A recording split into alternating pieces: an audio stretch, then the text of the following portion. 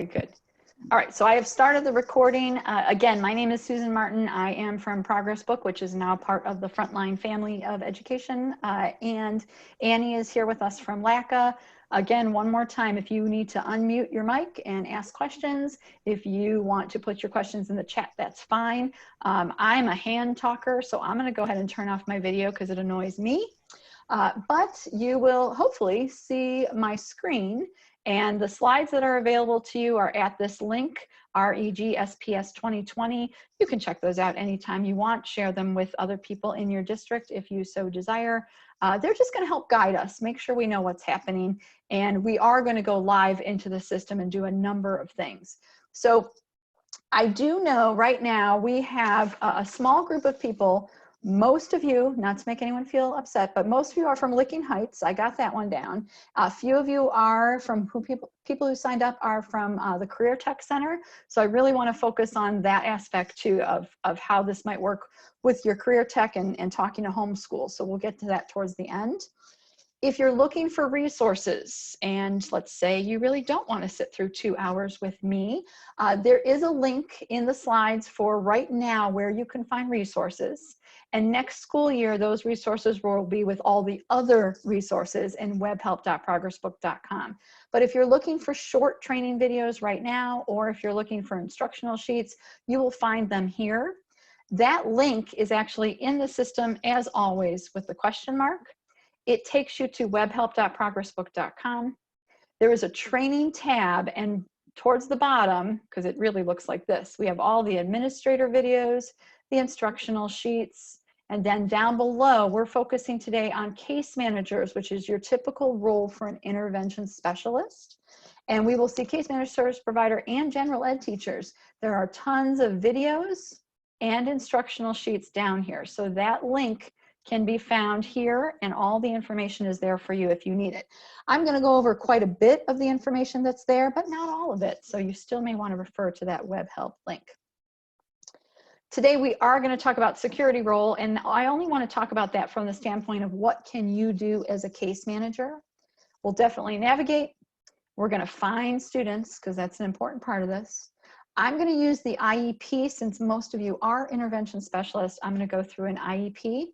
If you're thinking about ETRs and 504s, everything I show you for the IEP is still transferable skills for those other forms, but we're going to use the IEP since most people are intervention specialists. There's some, I don't want to say gotchas, I call them dynamic features, but there's some things where you go, wait, how did that happen? How do I find section 5 post-secondary transition? Where does that come into play? So we're going to talk about those dynamic features, and we will end by talking about the dashboard and the student documents. For our CTEC friends, if you stick around for just a little longer, if you're still on the call, we'll do what's called a document import to show you how things are shared, how documents are shared. When I say that, I mean like a district to district transfer in the old system, but both sides can see the completed documents for a student. So I will talk about that as well. I do want to just kind of show you that the security you would have as a case manager is going to allow you to do the following. And if you think about this as I'm showing this to you, I want you to really think about the fact that in the other system, the classic system, you were sort of locked down to only the people you were connected to through gradebook. So forget about that whole process, even if you didn't understand how that worked, because I don't understand how it worked. You don't have to worry about that anymore. If you use the preset roles, you'll be able to assign yourself as a case manager or even as a service provider. So you have a lot of leeway for getting the students that you have on your caseload into the system yourself before anybody else has to do anything for you, if your district decides to self-assign.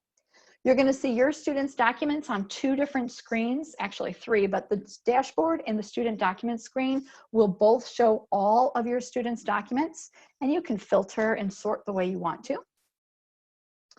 You can view all updated documents, all completed documents, and you can view, create, update, delete, and complete documents for all students. Do you see how that says all? That's very different from the last system. Unless your district decides to do something different with security, you have access to a lot more. And you can search for any student. So even if you are, and I think we have mostly intervention specialists. Oh, no, we do have a school psychologist, school counselor. Those of you who are school counselors and school psychologists, even if you had this role, you could search for all students and not necessarily be their case manager. So there's a lot of nuances to the system that kind of make your life easier. It will depend on what your district decides for security, but this is what we're going to be doing today. In case you are interested in finding out more, I have tons of links here. You can find so much information here on Web Help at the top about security. But for me, I want you to kind of know that case managers, one case manager per student, that doesn't mean that you're the only one with access to that student. You will be able to share and work with documents with other people, but one case manager per student, kind of that buck stops here person. If you're, yes, go ahead. Just one thing about the security roles for the LACA districts, Susan, I know it's different for all districts that you train with, but LACA does set up the roles and the give access, but we work with the special ed supervisors on how they want to set those roles up. Okay. And I just don't want to overpromise too much. So I'm showing you one role, but it might change the way, you know, your district might make changes.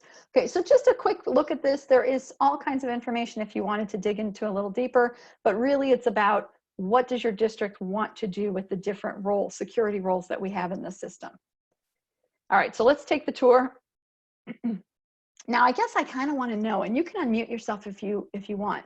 How many of you have actually already, has anyone seen the system already? Or is this your first time? I got a couple people saying yes. You can unmute if you want to. This is my first. Okay, this is your first. My first time. First time. Okay, got it. Okay, good. All right, it's fine. So those of you who've seen it before, I'm going to go over a couple things for the first timers. You know, just let's see what we can get through. I don't want to go too fast. Don't want to go too slow. We'll see what we can do. So the first thing I want to show you is the banner going across the top. And obviously this is a screenshot from the new system, so you can see that it does look different from the previous system. There is a show hide menu that is simply going to close or open this side over here. I use that quite often myself. There is a quick little icon of that lovely graduation cap that is a shortcut to come back to this starting screen anytime you want to. It really refreshes the whole system and then brings you back to this screen. On the far right-hand side is the district switcher. Those of you who might be working in multiple districts might have that, depending on what your district decides. And then there are the normal progress book icons. Just from left to right, we have the signing off. So if you share computers, you can sign off with the little person. There's a notification icon that really there aren't any notifications that are all that exciting for special services yet, but I do expect some next school year. We have a reporting icon and then the help icon. So just to kind of get you oriented across the top, those are good things to know. As we look at the side menu, there are actually 4 things I want to talk about. The first one is the district switch. I'm sorry, I said district. The app switcher. So if I want to go to gradebook, I'm going to click on a little triangle over here and go to gradebook or data map or student information. So you can go from application to application. Let's talk about the 3 things here: dashboard, student documents, and my students. I'm actually going to put 2 things up at the same time.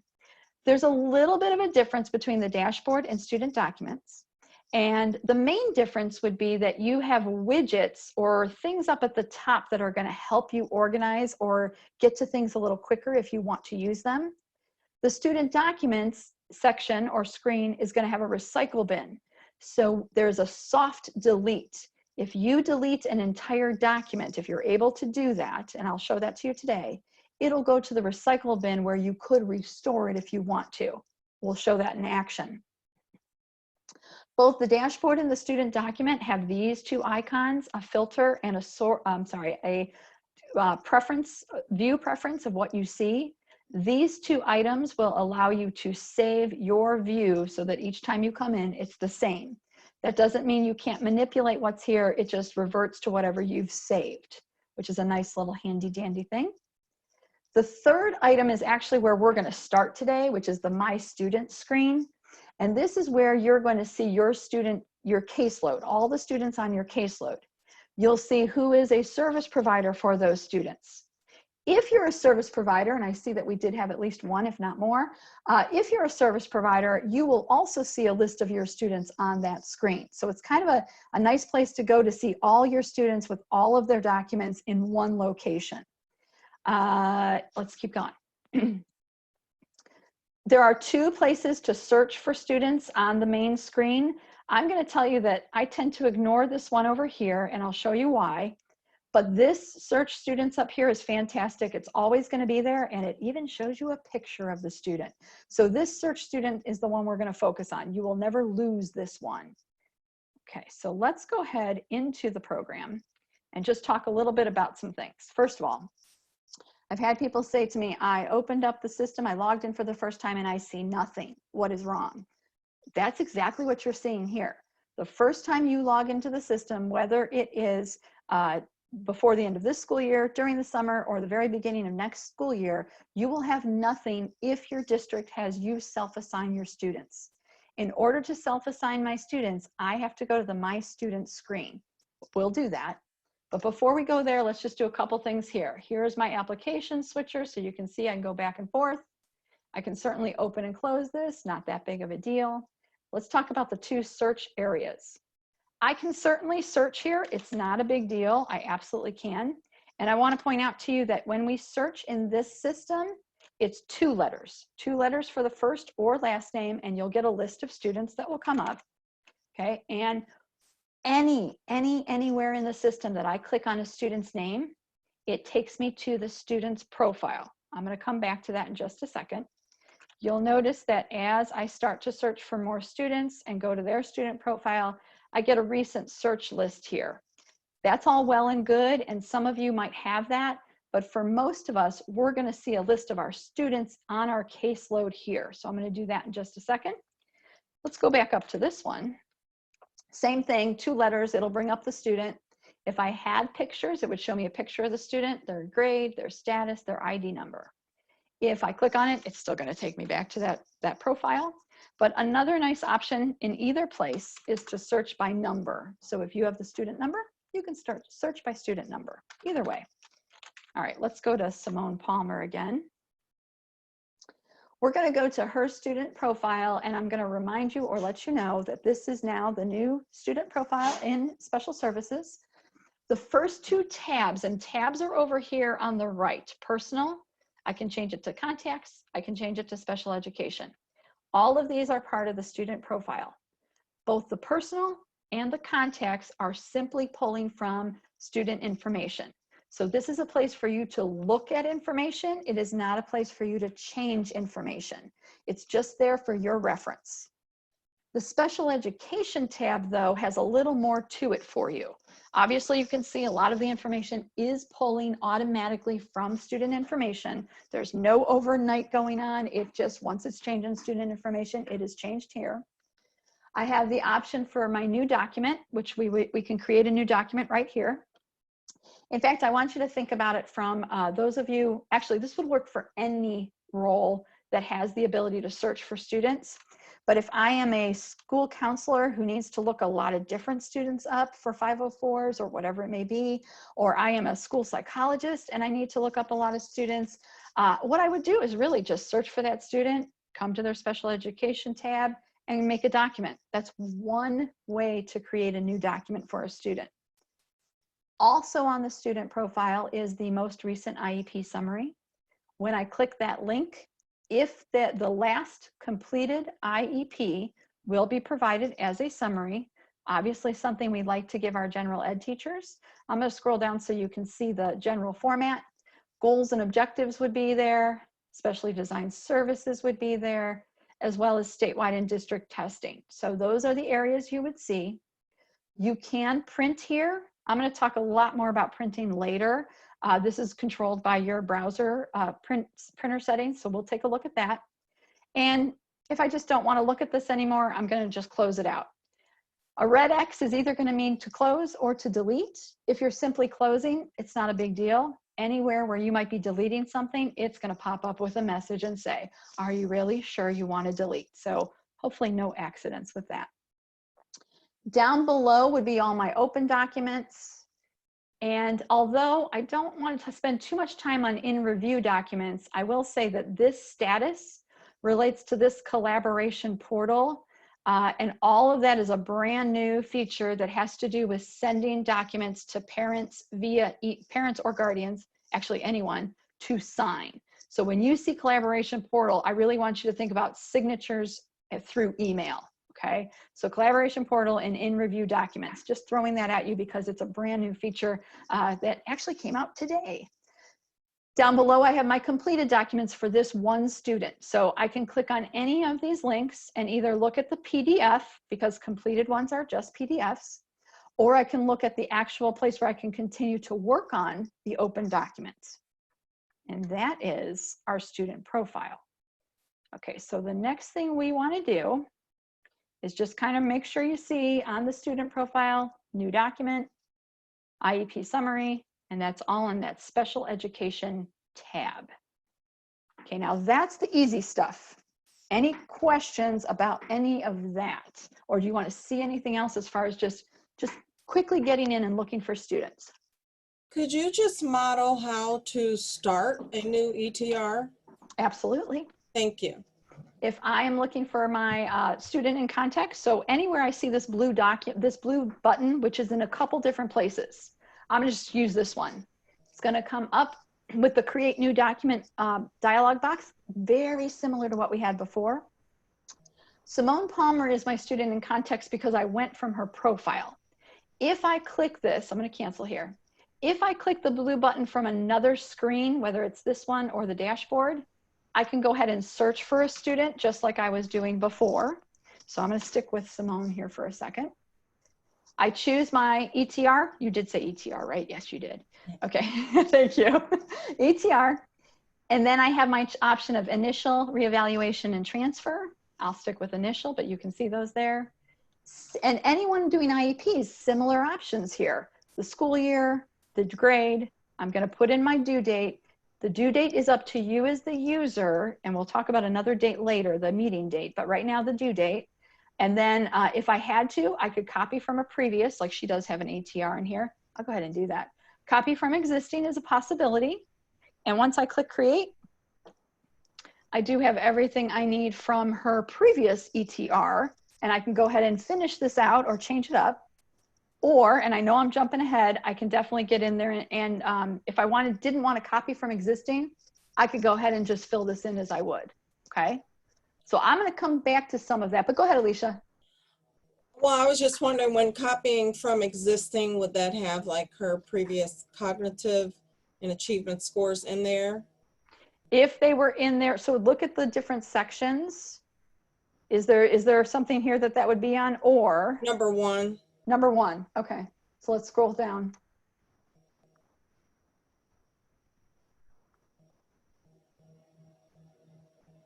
Do you see the field you would normally put that in? Let's see. Oh, that's the academic assessment. Uh-huh. I can add here, let me add a new one just so you can see. So this is an empty one where you would put summary of assessment, description. Okay, all right. Is that So good? if there had previously been like a chart or a table in there from an achievement test as opposed to the teacher's report, that would have populated in there? Yes. Okay. Yes, very good question. So copy from existing is going to bring over whatever was in that previous one. And that would be from the classic system. So ETRs that you had in the previous system will come over into this system and you'll be able to copy from those, okay? So if you're on our classic system, there's a nice migration process. I realize not everything because we are cleaning up the system, but ETRs are definitely coming over from the previous system. Okay, let me Susan, get there is a question in the so sorry. chat too about showing more about the signature feature. You're going to show that later. I am going to show that later. I'd like to get through a few more things, but I will show that later. Okay. Absolutely. It's on my list of things. All right. So good questions. Keep them coming because really again, we're in a small group. So 9 people, and that includes Annie and me, and we know this stuff. So you feel free to chime in when you want to. All right. A little bit about the ETR. So let's go back into what we need to do to get started if we have a caseload. And although I'm not, you know, school psychologist is a little bit different because you have access to more, because you need to see more students. But if I'm an intervention specialist or a service provider, this is my screen. And I'm going to start with the case manager, the intervention specialist first. Intervention specialist would be going to this Assign Students button. You're going to see your name and context. Even if you're a service provider, you would see your name and context. You can select any of these services if you're a case manager. So I'm going to start with just case manager because that's who I am. Let's not confuse it too much. Intervention specialist, selecting case manager, going to the student screen and just searching for the students that I need to have on my case, on my caseload.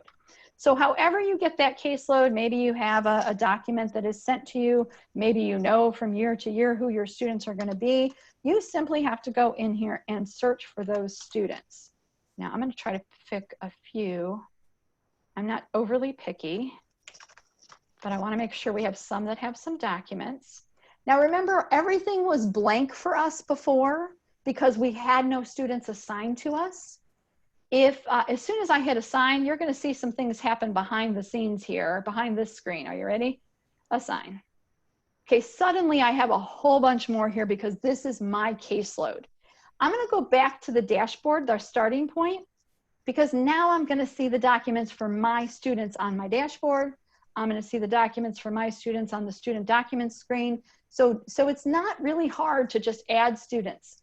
Let me also talk about the fact that you can get rid of students on your caseload as well. I can simply get myself out of Marcus. Well, I'm gonna actually scroll down. I want to get rid of Faina Smith. She's really not supposed to be on my caseload. Whatever, she's moving or she's going to go to a different intervention specialist, whatever it may be. If I simply click on the X in front of my name, it's going to ask me, are you sure? And I'm going to say yes. I'm going to remove her. So now she is no longer on my caseload. You'll notice though that there are other people listed, and most of those other people listed are listed as an other, like a service provider. And I'm trying to see if we have an other. We have a speech and language pathologist over here. Okay, so now you got how you're going to add them if you have them on your caseload. Let's say I want to assign myself to a different student in a different capacity. So I'm going to go other. So think about two intervention specialists co-teaching, working together. They still want to have this access to the student. They want to see that student on the My Student screen or the dashboard or the student documents. Their name, click other or any of these. Click students and still search for that student. So let me see if I can find one that I didn't use before. We'll go with these two, three. Okay, now I'm listed as other. I can have someone else can be their case manager, and as soon as that person decides to put them on the caseload, I would see that person listed here too. But I'm just an other now, so I'm going to be able to see their documents on these screens that I have listed here. Okay, one more thing. If you're a service provider, when you come in here, your name will be in here already. Okay, your name would be here as a service provider, but you would not have the option to make yourself a case manager. That's okay, you don't want to be the case manager, but you want to see the students on this screen for My Students. You can pick whatever service you have and only one service at a time. And then you're going to click on students. And you would also search, or in this case, I am choosing my students on my caseload and assigning them to that service provider. So not too difficult. The choices are, you know, who are you assigning? Who's the teacher, the intervention specialist, or the service provider? What are they actually providing? And then choosing your students. Now, this screen got awfully complicated really fast. The one thing about this screen that you'll notice is it's always going to be alphabetical by student, okay? You have the student name, which is going to take you back to that student profile where you can see a whole lot of information about them. You've got your people who are serving that student, and you can, of course, if you click on the link, it's supposed to email. I don't have it set up to do that, so I can't show that to you. I can click on their documents here. I see their status, I see their progress, the progress of the document being completed. So this is like an all-encompassing screen. And I'll be honest, I like this screen for intervention specialist and for service provider because it just kind of gives me a complete view of what I have to work on. All right, let's go back. I have a question about that. Please. For speech language pathologists, we often case manage the majority of our caseload, and for some students, we serve as a related service. So if we were the case manager, would we just assign ourselves as case manager and then choose speech and language services on that list if we were serving as a related service? That sounds perfect, and that absolutely would work. So you would be listed as the case manager, and then wherever else you can make it, whichever one you need to make it. Yep, that would work beautifully. Just keep in mind that, as you said, they're on your caseload. If they were to also have an IEP or they needed an intervention specialist and they needed to go on that caseload, you would have to remove them from your caseload. But I get what you're saying. They are your caseload, except for the ones that you are sharing. Does that make sense? No.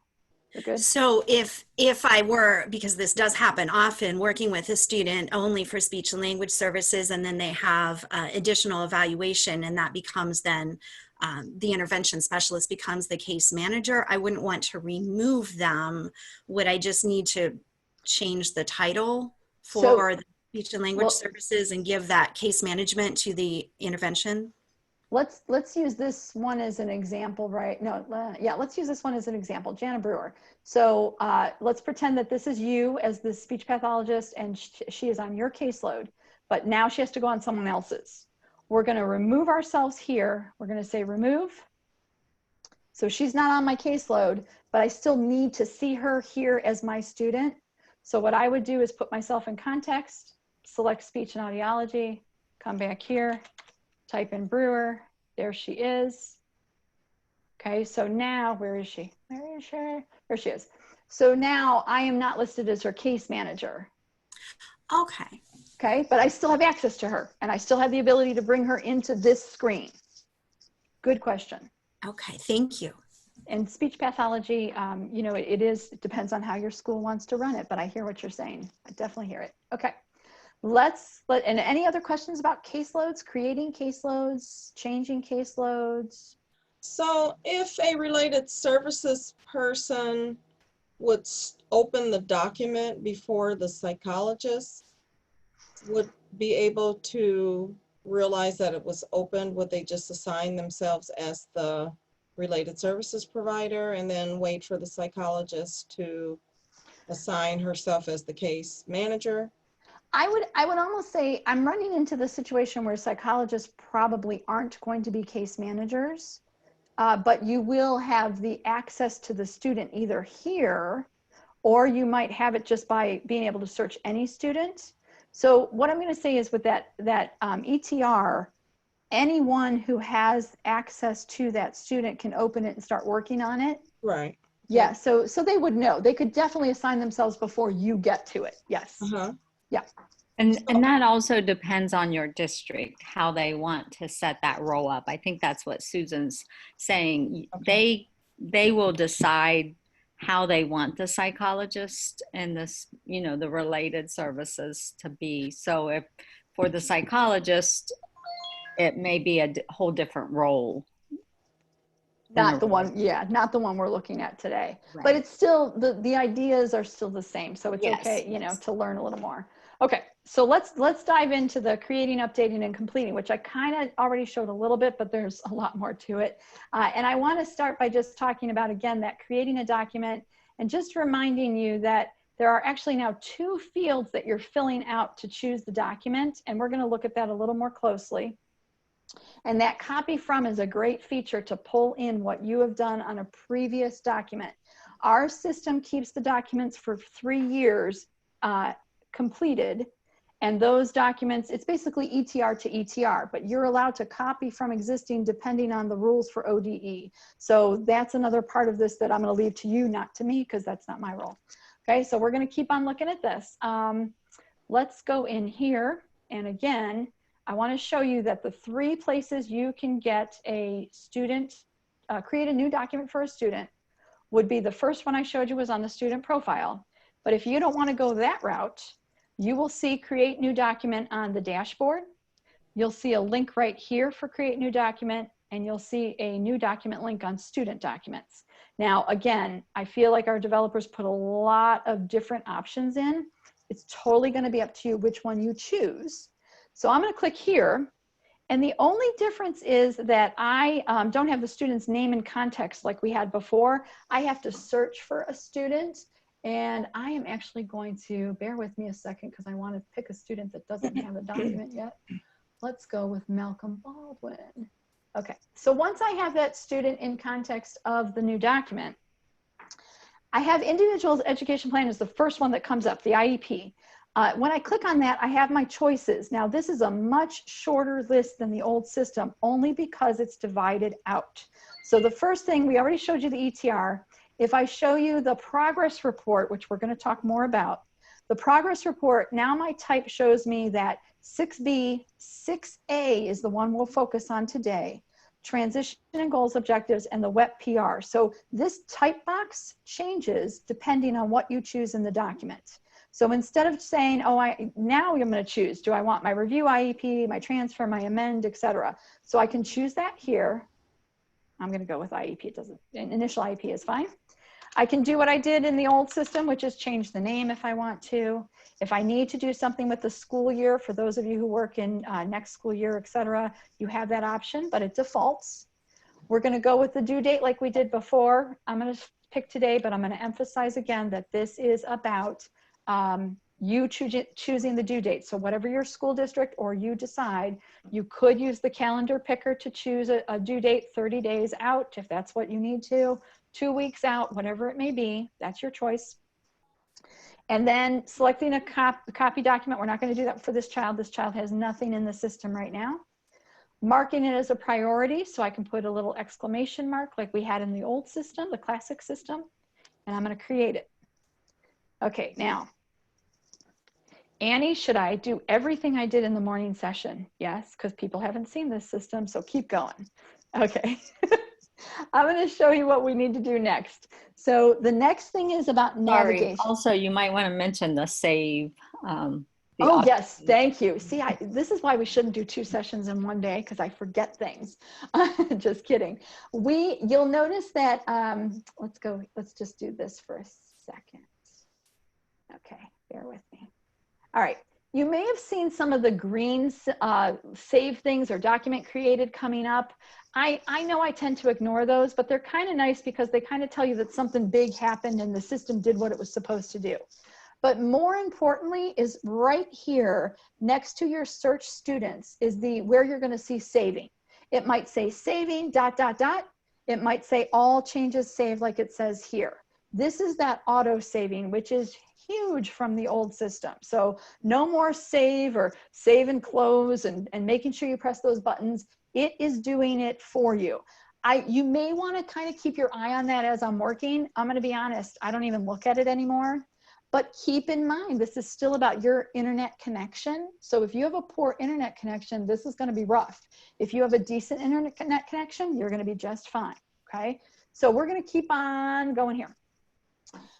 Again, back to that idea that there's a lot of different ways to do the same thing.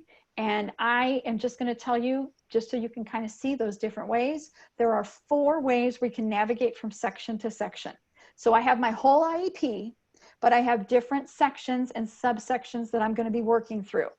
The first one is the one I'm going to use a lot today. If I click on this cover page or the down triangle, which I'm going to show you, it's going to give me a list of everything in the IEP, and I can just click and go back and forth as much as I want.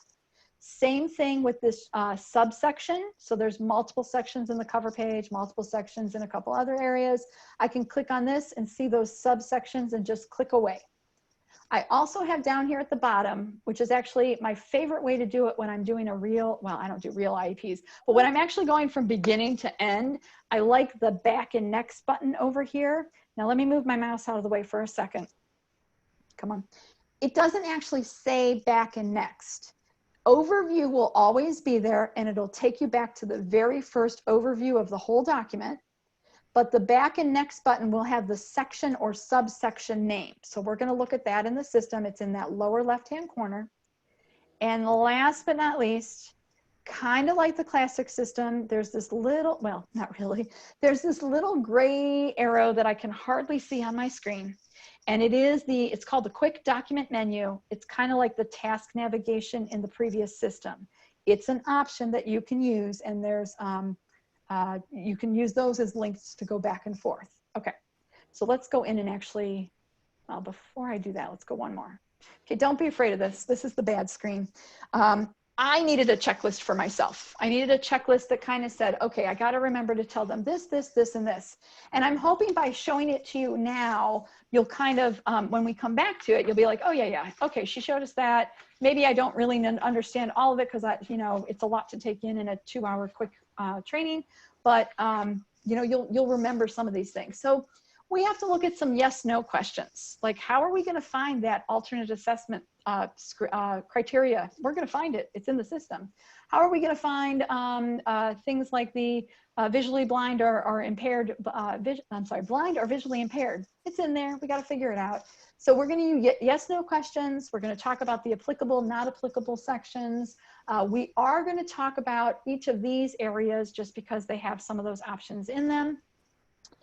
Contacts is going to be the same no matter if it's an ETR, an IEP, a 504. So we're going to spend some time there. There's some transferable skills as far as if you can do that, you can do a whole lot more in the system. You'll understand it without me having to show you every little thing. We will definitely look at measurable annual goals because that's just a tricky section no matter what you do. And you may remember in the classic system where we had a plus sign and a trash can for adding and deleting. Forget that. There's a better way to add and delete rows in tables. And I believe I saw someone who is preschool to kindergarten transition IEP. So I think there's someone in the call who wants to see that. So we are going to show you a little bit about that since we have that new transition IEP in the system.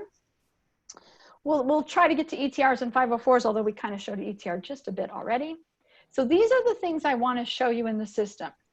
We're going to start by going back here to where we were before, which is the cover page. I made the document and it takes me here to the cover page. I'm going to go ahead and choose to close out my left-hand menu so I don't have to see it. Oh, except by the way, you notice now the search is no longer here, but I have a list of my students. And depending on how long my list is, I can use the scroll bar to see my students. So these would be the students who are on my caseload or who I am serving who appear on the My Students screen. All right, so let's talk about this document, IEP. We certainly have information from student information at the top. We have the ability to click on the lovely little pencil and change the name of the document if we want to. We can change it from priority to not a priority or vice versa. The DCF I'll get to later. Print preview I'm going to talk about later, but additional forms for any of the documents, IEP, ETR, I don't even know if 504 has additional forms, but if there's something that you don't see in the IEP, you're going to come to that additional forms button, which is only on this overview page. So this overview page, which you can also get to, well, I'll show you another way. Why did I go to print preview? Not ready yet. Additional forms. If I choose one of the additional forms or more, it is going to add them to the end and it will have a red X in front of it because these are optional forms. So if you accidentally added something and you no longer need it, you can go ahead and delete that optional additional form. All right, let's keep going. So that's everything up here. Remember that delete is a soft delete. It'll go to the recycle bin and we will share that with you when we get to that part. Let's go right into the cover page.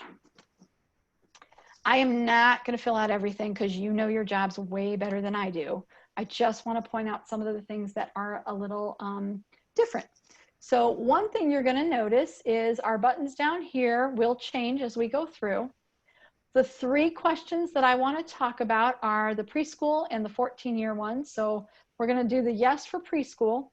And when we do that, if we go to section 11, it's going to have the option for child to kindergarten. So I think there might only be one person on the call, but oh, thank you, preschool. I see it. Julie is preschool. She wants to see it. Thank you, Julie. If you select that on the cover page, when you come to section 11 for least restrictive, you can check box this and you're going to have both preschool and school age listed here. Okay. We're going to go back to the cover page. The next two questions are about those 14-year-olds. So either question, if I say yes to either of these questions, I will get the post-secondary transition number 5. If I say no to both of those questions, that number 5 section is no longer there. Okay, so 14-year-old, section 5. We're gonna go, now that was, I already showed you this one. We're gonna go here to the subsections. I'm gonna skip over to meeting info. Oh no, I lied. Oh, wow. Let's talk about parent guardian information. Contacts, this is for everybody. When I go to contacts, you're gonna see that one contact is already filled in. That is the primary contact from student information. If that's all I need, I'm done. If it's not all I need, I'm gonna click on Modify Contacts. And now I see Felicia's name up here in a tab with the star to indicate that she is the primary contact. And I really want you to pay close attention to this dark blue line. I need more than Felicia to be the contact for this. I want more people on that cover page for contacts. We're gonna click on New Contact. Notice that Felicia's information is now gone. The dark blue line is under New Contact. I click on Import Contacts, and I'm going to choose someone from student information. I can't type in here myself. It has to come from student information. The things that might have more options, like home phone, work phone, cell phone, or email, certainly if it's in student information, you can change that up. If there's anything that is mistaken here, you need to go to your student information person or whatever your process is for them to change it in student information. That's the place to go. We're going to import. Now we see that Seth is the second contact. All of his information is down here. And I'm going to do that 2 more times, but not talk as much. New contact, import contact, choose another person, click import, and 1 more time. New contact, import contact, pick a contact, import, there they are. All right, so here's all 4 of them. This print preview button is really handy for just checking your work. You're not going to do this all the time. I just want to prove to you that the system works. So when I click on print preview, it's going to show me the section that I am on. And you can see Felicia, Seth, Catherine, and Renee. They're all there. But yikes, I made a mistake. You'll notice there are 3 dots by each and every one of these names because that means you have more abilities, more things you can do. Make a copy, we're going to use later with another, with the goals page. Rename, we're going to use that with the goals page. Move left, sure, I'll just move it left. I'll move it left again. Do I need to delete Seth? Sure, I'm just deleting any random person. Okay, so now I've got Felicia, Renee, and Catherine, and if I go to my print preview, ta-da, I have Felicia, Renee, and Catherine. I know that's not really a ta-da moment, but I'm gonna share that, yay, it's done. Okay, we're gonna exit out of here, and that, it would be the parent contacts. Remember, that's going to be for any of the forms that have contacts. You can do up to 4, and also, we're gonna use the same technique with anything that has more than 1 instance of it. So if I have more than 1 goal, it's going to work a very similar way with the 3 dots and having multiples, parent notices, prior written assessments, I believe, in the ETR. You're going to see this functionality throughout the system when you have more than 1 of that item, whatever it is. All right, we are going to go to meeting information, and I'm going to throw a date in here just because I want to. And then we're going to go to the timelines. Don't worry, I'm not going to do it all. So I do find dates a little bit tricky in here, so I want to just show you a couple things you can do. You can definitely use these little up and down arrows to change the number, which I'm not a fan of. You can use the dot. When you click on the down arrow, there's a dot that puts in today's date. I like that because then I can copy over it. I can just type over it if I have to. That's not too hard. But there is also the ability to scroll and scroll and scroll to find another year or another month, etc. So the calendar picker, it's there, it works. But I like this, I like to do this little thing. I like to say, let me pick today's date, but really I need to go back to the 21st. So I just like to type over it if it's possible. That's what you can do for any of your dates. I'm gonna go 1 more section. Well, let's go to other information. Okay. You know where other information appears on the cover page. It's that lovely little box. Okay, and you can type in there to your heart's content. You'll notice that I do have not only a rich text editor, which is everywhere. Anywhere you can put in more information. I'm sorry, anywhere where you can change the fonts, etc. You're going to get this lovely little toolbar. It's just similar to the old system. You can put in graphs, you can put in tables, you can change your fonts. So that's one option you'll see. The other option you'll see are banks.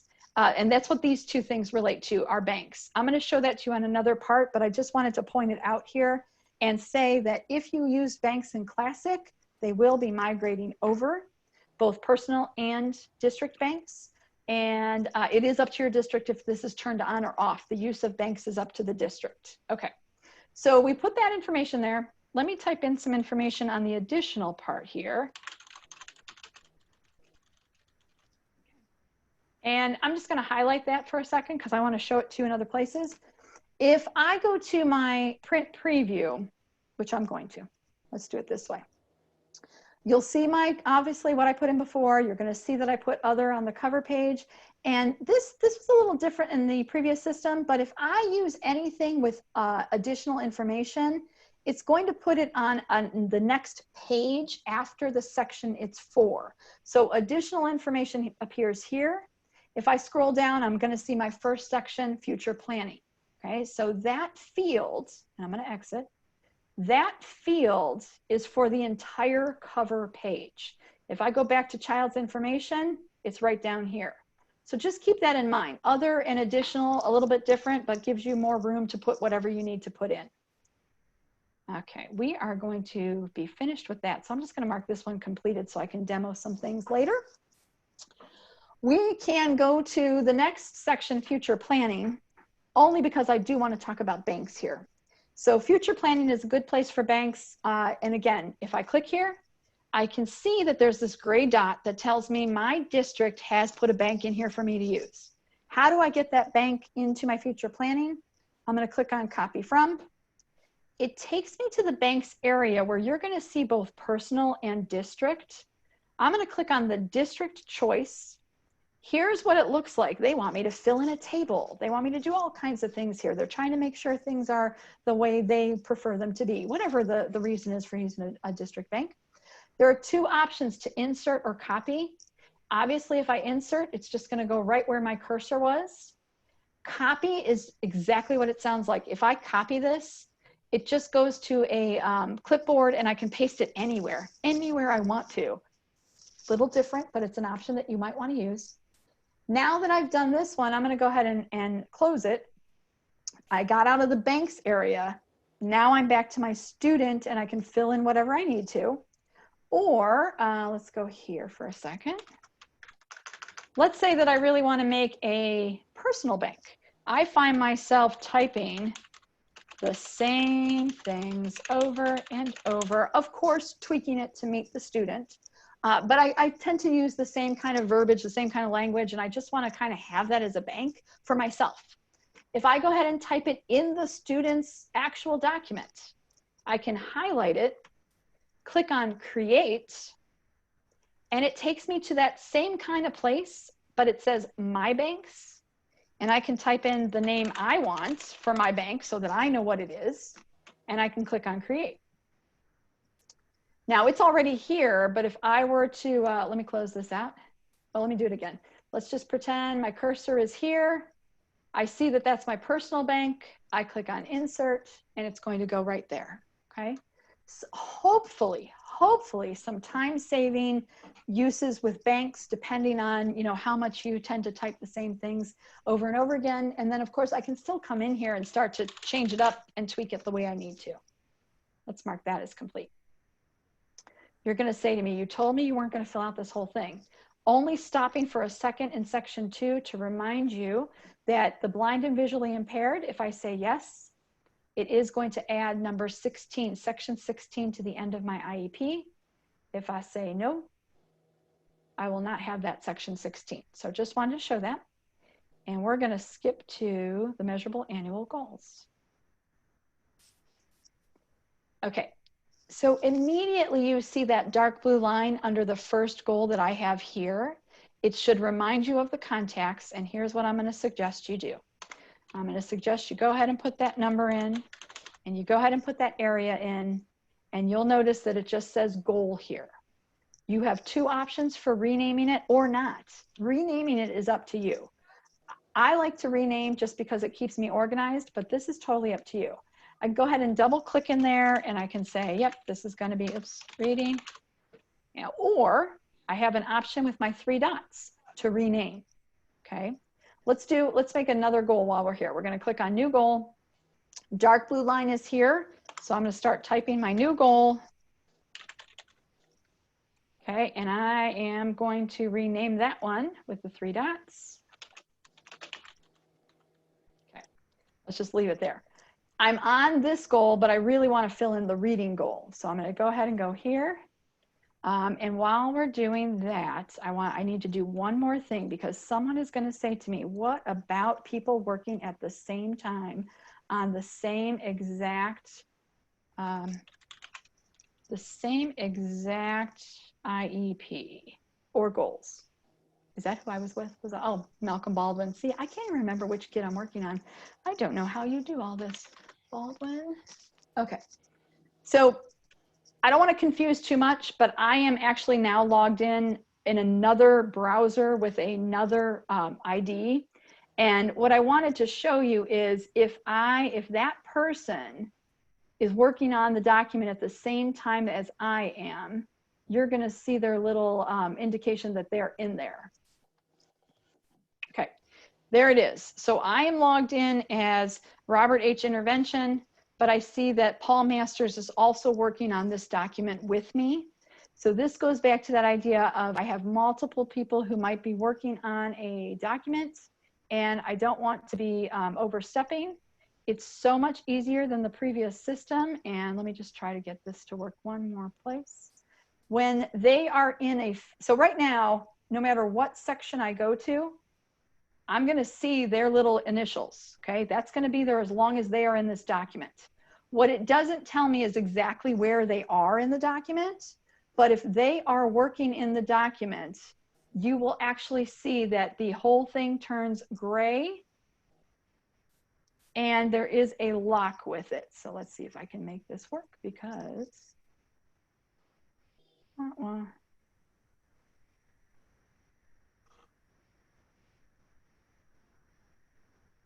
welcome Baldwin's essay training too. Okay, although Annie, could you please tell them I got it to work this morning and that I am in a preview section that doesn't want to work today? I know, Julie's laughing at me. It's okay. Yes, tell them you saw this. Tell them, Annie. It did work. It did work this morning. I'm going to blame the preview, and I don't know why it's not working, and I'm so sorry. But what's nice is you don't have to guess. There would be a lock here that shows, and I'm hacking the system because I shouldn't be doing this with the same computer just because it's kind of silly. But at least we do see this working, and it would be a lock here. I want to know who. I told them all to stay out of the system today. I said, please don't touch it while I'm training. Okay, we're going to let that go. And I will, just for the sake of, we'll leave him there. Okay, so back to goal 1 and focusing on what we need to focus on. You'll notice that I still have the ability to make a bank or to use a bank with any of these fields. As I scroll down to the bottom, I have the objectives or benchmarks still. I can use either one. If I choose benchmarks, I have that date of mastery. If I have objectives, it's just that normal objective. I want to show, so since this is a table and it only has 1 row, this is a good time for me to show you what happens, how you get extra rows. So as soon as I start typing in there, another row is made for me. So I could be typing. I kind of stop, or maybe I'm just typing a little more. And that extra row is going to pop up right below the one I was doing. Okay. So as long as I keep filling in the rows, you can tell I'm tired because now I'm just going to type in gibberish. It's going to continue to give me more rows. And this is another good place for us. While we're here, you'll notice that there's an empty row. If I go back to my preview, because I want to check this out, I want to see how things are looking. I want to make sure I've got all the information. Did you see what it did? Let me go back a second. As soon as I click on print preview, it flashes from the cover page right to the section I'm on. So for those of you who are used to looking at the documents, and Classic has the documents exactly the way they look, you still have the ability to see that. You just have to use your print preview. We are not typing here, we're just looking. So what I want to do is scroll down, show you my gibberish, and also show you that any empty row is not going to print. Okay, so that last empty row is only going to print if there's text in it. All right, so that's how you add a row. How do you get rid of a row? Well, that's really easy too. I'm just going to highlight and delete. As soon as I get the information out of the row, boom, the row is gone. Okay, so no trash can, no little, you know, nothing like that, like the old system. It's just, it's magic. No, it's not. It's just coding. Okay, so that should get us what we need. Now, there's one more thing I want to do here with our three little dots. And that is when I click on the three little dots, I had the option to make a copy. I don't know if this is useful to you or not, but I want to show you the gotchas in case you use it. So I'm on goal 1. I'm going to make a copy. It shows me goal 1 reading copy. But do you see how my dark blue line is on my first goal? I don't want to start changing this because that was the one I liked. Okay, so don't do that. Instead, come on over here to goal 1 reading copy. Now I can make changes, like we're just going to call this, oh no, let's just do reading. I should have said writing. Okay, so it's going to be a different goal, and I probably want to rename this, and maybe I'm going to be really strange. Oh geez, sorry. I keep doing that. Let's make it goal 3 actually, and we'll just save it like that. I'll come back down here. I'll make this 3. Okay. So now it changed my name, it changed the information, but I did it by a copy. I don't like this order. That's why I named them, because I really don't like that order. So certainly I can move this one to the right. I can move this one to the right if I click it correctly. That was user error. Goal 1, goal 2, goal 3. That's how it's going to print out. That's what we're looking at with the preview. Okay. So we have, yeah. Sorry, do we have a question? We good? Okay. So I'm going to go ahead and mark this is completed as well. Now, interestingly enough, just to show you that it really does work, over here, it is now completed and everything is grayed out, and that other user cannot work in it now. I'm going to leave that alone. Okay. Let me uncomplete it. Now look how easy that was. I just had to mark it as not complete, and I can get back in and start typing things in. Okay, we're going to keep on going here in just a second. Wow, that is strange. Okay, sorry about that. Let us move on to section 7, only because there are also tables, lots and lots of tables in section 7. In fact, it goes through everything as a separate table, just like it does on the IEP itself, the PDF. Any of these that you choose to fill in works the same way. Some of them have drop downs, some of them have where you're going to type it in. But as soon as I choose something, whatever it may be, it does add another row, which now it's like much more of a section instead of just a row. And I can go ahead and add my next service that I'm going to be providing to this student. And I can continue to have rows added as we go through. Okay, so just wanted to show you that section because it's not that it's different, it's just adding more rows. As soon as I mark it complete, everything is gray and I can't do anything with it unless I come back and say, nope, I don't need it to be completed. I need to keep working on it, because we have not completed the whole document yet. Okay, we are going to skip down to, well, I showed you section 11, so we're okay there. I'm going to go to section 12. Okay, two things here. First of all is the alternate assessments. If I say yes here for the alternate assessment, we now have a new field or area question that was requested by users to indicate what type of test type they will be taking. And you can do you can do two things with this. I can either select something or I can clear it. I don't need to really fill it in if I don't want to. The idea here is that this is not going to be shown on the IEP at this time. It's not shown on the IEP because it's not on an ODE IEP, the official forms. They asked for this to be put in so that maybe we can run reports later to help out, to make sure that people know, what kind of alternative assessment. So my suggestion to you now would be, if you're choosing to use this, you may want to fill it in because it's still being stored in the database and it might be used for a report later on. It's up to you how you and your district use it. Okay, remember this awful part where you used to have to click on this link and it would take you outside of the system and you'd have to fill that in? Every time I train, I'm like, I want them to delete this, because since I said yes, that criteria is now here in the IEP. It looks the same. I still fill out my yes and no's, and I have my electronic signatures. If I'm allowed to use electronic signatures, I have those here as well. So if you're using alternate assessments, you no longer have to go out, get the form, copy it, all that good stuff. It's in here by simply saying yes to this question. Okay. All right. Let's go. Oh, sorry, I almost forgot. Let's go down to district and statewide testing. This is my next gotcha moment. I swear to you, I am clicking on yes, and it's a defect. We know it's a defect. I'm waiting for them to fix it. I talked so much, it finally came up. So I always get myself into trouble because I click and click and click, and it's going yes, yes, yes, no, yes, no, yes, no. Just click it once, it'll come up. And that brings us to the district and statewide testing, which again is also similar to other forms where you have this option. If I check the subject that the student is going to have accommodations for, I can of course choose the appropriate tests, maybe 2 tests if they're supposed to take 2 tests that year. And I can put in the accommodation that they have. Some districts like to use banks for this. You can still use banks or district or personal banks for your accommodations because you have that option. Okay, so we've got that. And we're going to go back up here. We'll mark that as completed.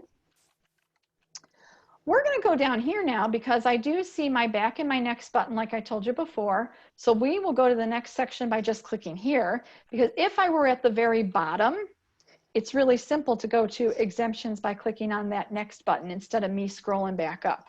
That's just me being me and not doing the most logical thing, using the back and next button at the end.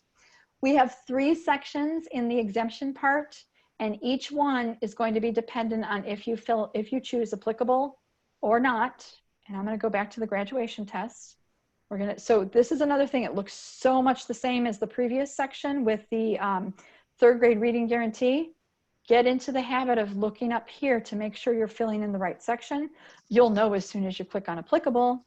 We know we need to say yes because that is reported to EMIS, and I'll show you where that shows up later. We can put in the category, and we can certainly type in a course and whatever our justification might be. Okay. And you can continue. You'll see there's the table to keep on going if you need to, or delete it out if you made a mistake. All right, we're going to mark that as completed. Let's go to, well, I'm going to go to signatures. So I said I was going to look at the 504 signatures, but it really doesn't matter because signatures are going to be the same everywhere. The most important thing I would say to you is pay attention to the radio buttons and what you're selecting here. We are, as you know, in a very strange time. Yeah, I'm sure you are doing quite a few. In fact, I'm going to go back here. I'm sure you are doing video conferencing. I'm sure you're doing telephone conferencing. So obviously you would be choosing one of those. What I am just kind of saying to you is, if you're going to use that collaboration portal that I was talking about with sending it via email, you're going to want to have all of this filled out at the time of the meeting. So maybe you're in a voice telephone call and you're like, okay, we've been over everything. Do you accept this? Can I select? I give consent, or whatever it may be. Because the only thing that's going to happen in that other email is them to put a signature. So just be careful with that. You're not completing it totally, but you want to have everything except the signatures done. All right. Just to remind you, for next year, not for right now, if you were meeting face-to-face and you did want to use the electronic signatures in the system, you would simply be signing your life away by accepting all that legalese, clicking on continue, and using your mouse or possibly a stylus and clicking confirm. When they sign it the way I just did, they're in the room with you. If you go ahead and look at the print preview right now, remember it's going to blink. There's that signature automatically there, and the date is there as well. So that has to do with our electronic signatures. Let me exit this preview, and I'm going to mark that one as complete as well. Before I talk more about printing, I am going to go to, well, let's go to special education events. So I'm going to go back to that preschool to kindergarten IEP. So just keep in mind that right now ODE is saying you only need one outcome ID, one non-compliance ID for those preschool to kindergarten transition. You can look at ODE for that information. Don't take my word for it because that's not my job and I don't want to tell you what to do. But we have one place for even the preschool to kindergarten outcomes. You're going to choose one. And this is for anybody doing an IEP, you would be choosing these items depending on the student's age. So this one is in 10th grade. Secondary planning might be grayed out because it doesn't apply to them because of their age, or you might be choosing one of those options. So actually I'm gonna go ahead and, we'll keep with not applicable. So I've done this section as well. I am gonna mark complete here too. Now let's go to the print preview again and talk a little bit about it. Let's pretend that we've completed everything possibly, or maybe we still need a little bit of a draft. We need a draft to share with a couple other people. Let's talk about that. So we're going to look at the print preview in a little more detail. When I click on that print preview, it is again going to flash to special education. I can see the fields I filled in. I want you to know that even though I'm on the special education events page, I just have to scroll up and down to see everything. So it's all here. It's just the shortcut is whatever section you're on, when you click print preview, it takes you to that section.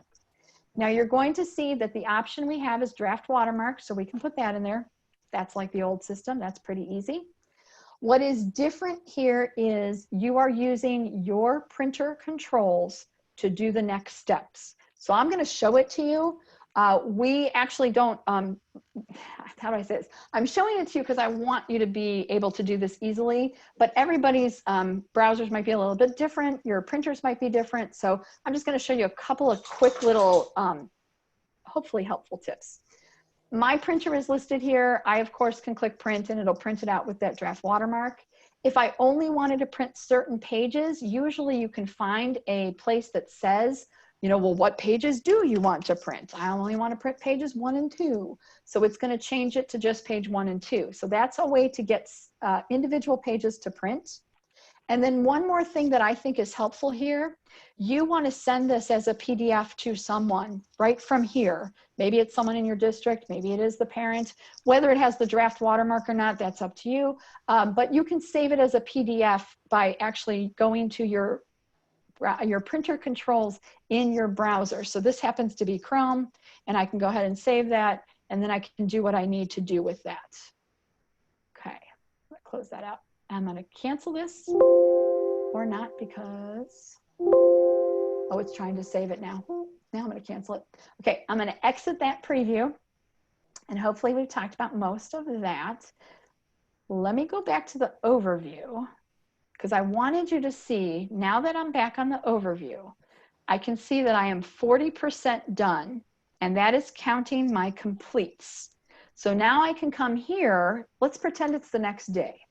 It's the next day I'm coming in, I log into the system, I see all of this stuff on the dashboard, which we're gonna talk about, and I say, oh, I really need to work on Malcolm's IEP still. Well, I can either click on his name and get to it through the student profile, but I also have the option to click on the last 3 created documents. So I'm going to go ahead and click that. It's going to take me right back to this profile, I'm sorry, to the overview page. And I wanted you to see that it's showing me what's completed and what's not. So I can easily click on any of the links for the sections and just go to that section instead of trying to page through everything like I was doing before. I also want you to see that there is an option here to view the DCF. So let me just scroll down real quick, just so you can kind of see. It shows me what's completed. It shows me what I haven't quite started yet, what I need to do. The DCF is, I think, extremely helpful, and it's finally what made things click for me as far as what was required and what wasn't. Now, that doesn't mean it's for everyone. I know some districts require people to print this out and give it to their EMIS coordinator so that they can do what they need to do with it. I know other districts that say, you need to check this over and make sure everything is correct. You know, whatever your process is in your district, don't let me tell you what to do. But I do want you to see that for me, it's a quick check. I can see that I filled out an IEP and all of the fields that are required are filled out. If I had to fill out any of these other codes, like that manifestation determination, I would have had to make sure I had a date here. It's pulling everything, whether it's from the cover page or the special ed events page. I can see that I didn't skip something. I got it in there. And I'm doing this before I complete it to make sure it's right. I also have the secondary planning element. I have the required test type, and then my services. Now, I can see at a glance that I did not put a start or end date in, so I would have to go back and put those start and end dates in to make this not come back with an error for EMIS reporting. I also have my exemptions here. So having that checked yes, where we checked yes on the exemption screen, made sure that this is all pulled in correctly. So although this is not for the parent, and you'll see there's no draft watermark, this is not something for the parent, you could still print it, you could still make it a PDF and send it via email to your EMIS coordinator.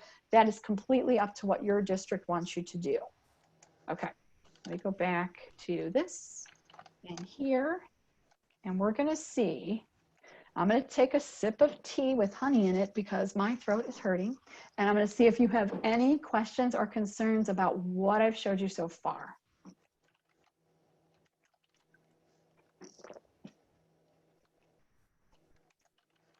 Okay, we look okay. Okay. I have a question. Please.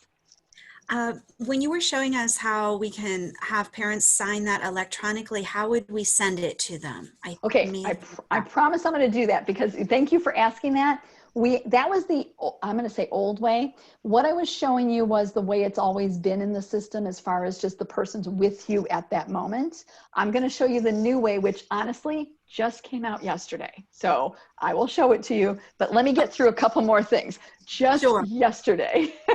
And it's actually not in our system until we do the update, which we were going to do it tonight, but we have some districts that are in the middle of their interims. So it might be in a couple of days, but it should be here next week for LACA districts also.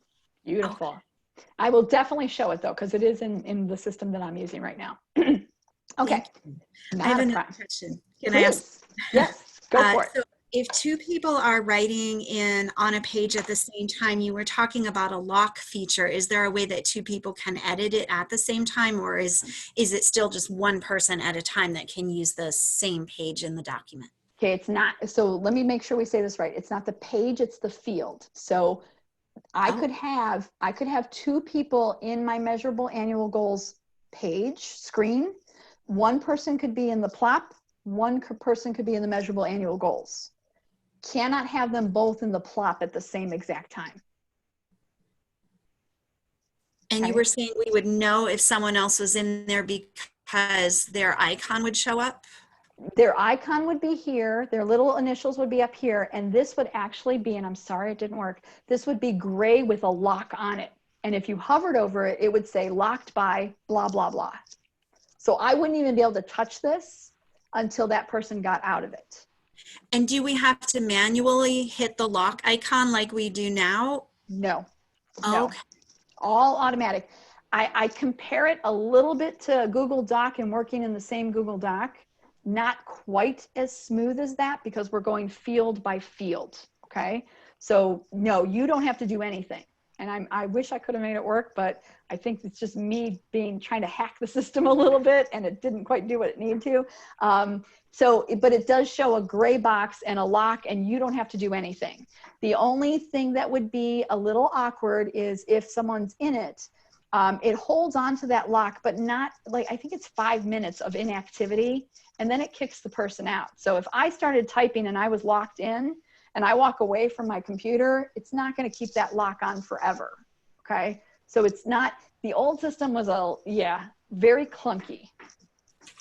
So it's auto saving what we put in, and it's also auto locking so that someone else isn't typing over and it only saves one person's work.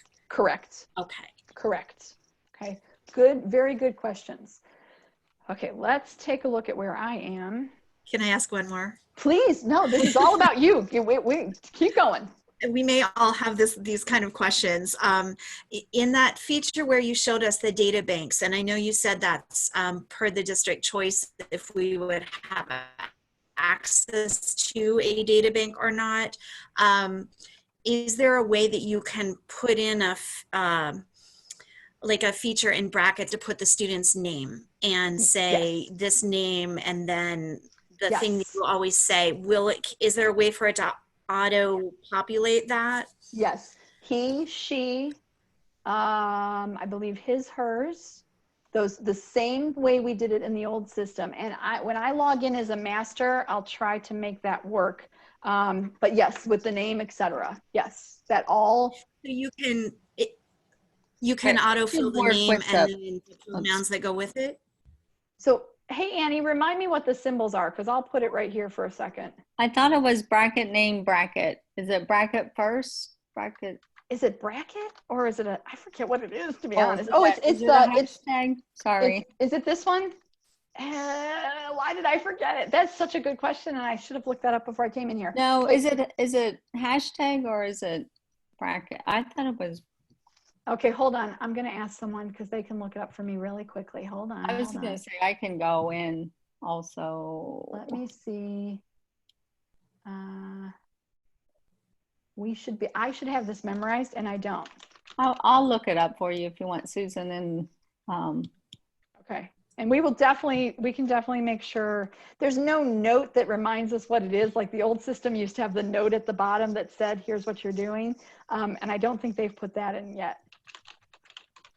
I'll see. Okay, Annie's gonna look it up. We're good. We will come back to that question too. Keep the questions coming. This is good. Keep me on my toes. Keep me on my toes. Okay. So I did say, and I'm gonna go back here for a second and finagle something quickly. Let's go here. That's not going to be a good one. Okay, so once a student, so you can start to see on my student screen, I start to see who has completed documents, how far they're completed. Once a student's document is completed to, oops, sorry, I didn't mean to do that. Here we go.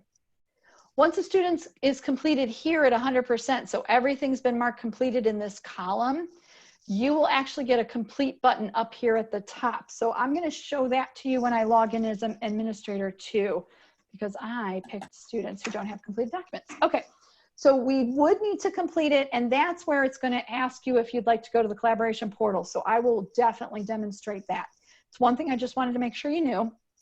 We've talked a lot about the print preview, so I hope that that is understandable, because it is the place where you can do a PDF, or you can obviously choose certain pages to print, and it lets you kind of peek at what your work looks like. So even though the system looks a little different than it did before with the PDFs, you still have access to look at that exact form that your parents will see once you are finished. Now, I'm gonna get through the dashboard and the student document screen, but then I'm gonna go back in as an administrator, because I think there's a whole lot more you would like to see that still relates to your role as intervention specialists and service providers, etc. Just kind of giving you an idea though, the dashboard the difference between the dashboard and student documents. Dashboard is gonna have these widgets. We're gonna talk about those in just a second. And the student documents does not have those widgets, but it does have a recycle bin. Those are the differences that you're going to see. Let's see if you decide which one you like to use better or not. I'm going to go to the dashboard first because it's your opening screen. You're always going to end up coming here first. And I'm going to actually start way over here because, again, reports, not so important right now. At this time, reports are all at the district level, and most of you will not have access to that. We'll see as they go forward what they might put in for other reports that are more pertinent to you. Recently created, we just talked about that, where you can click on the link and go right there, or you can add a new document.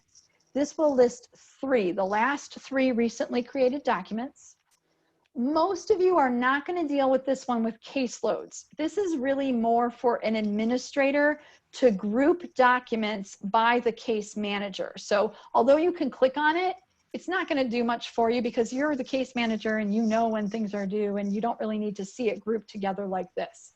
So we're going to go over here to the upcoming due dates. Is good because instead of you trying to filter by due date, okay, you can come in here at any time and just go, oh, let me click and see which ones are overdue. Let me click and see which ones are due in less than 8 days and which ones are due during these time periods. So these are filters that are automatic for you and you can click on those without having to do anything. You didn't have to set this up, the system did it for you. If at any time you want to see all documents for all of your students, there you go. I warn you, if you have access to a lot of students, that's a lot of documents, but you can see that I can scroll through and I can see quite a few, but what's showing on this screen is dependent on these two symbols over here. So when you first come in, it might look like this. If I click on the filters, I get the option to decide I only want to see IEPs. I only want to see IEPs that are open. I only want to see IEPs that are due during whatever time period I choose. I'm not going to choose one. So now this is my set thing. This is what I like. I might go ahead and change the order by sorting right here. I can sort any of these columns. Let's say you don't like the columns that I have here.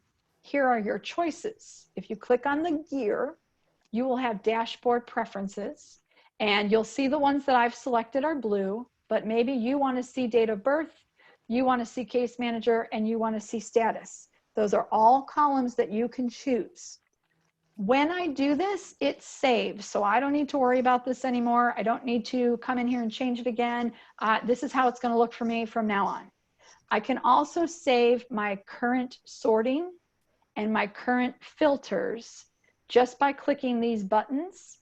And then it's going to have a little check mark that's going to go away. But now I've set it and I kind of can forget it. This is what it's going to be. Certainly the documents are going to change, but my overall framework is going to stay the same.